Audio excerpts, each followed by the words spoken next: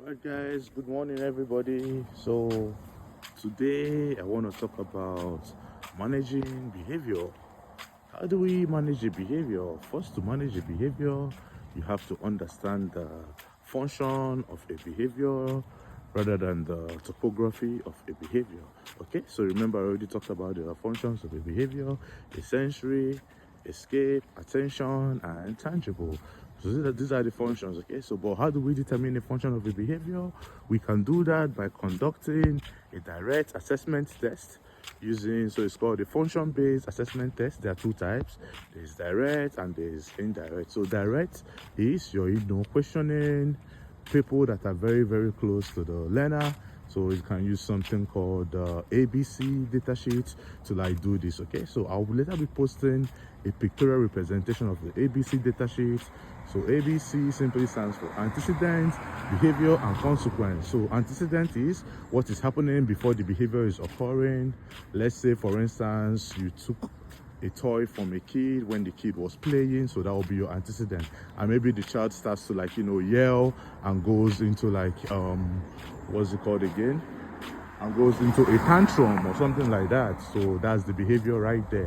And the consequence is what you're going to do afterwards to manage or replace that behavior. So for instance, if a child is like engaging in tantrum because you take away things, so the antecedent you can do next time is to like maybe like prime the learner, maybe give the learner like, okay, use like a visual and tell the learner, okay, look, you have like 1 more minute left, or 2 more minutes. It doesn't matter, you can say 2 more minutes. If it's like a difficult client that has issues transitioning to different from preferred to non-preferred activity, you can thin the schedule of like reinforcement or priming you're giving the person. So you can start with like maybe give the person 2 more minutes, then after 2 more minutes you remind them again. So that reminder you're giving them is kind of like priming them successfully to an approximation to like we're going to transition to like a different activity. Okay, so you prime them, so that will be your consequence. So that will be your antecedent for, so you prime them, and after that should at least like make things better.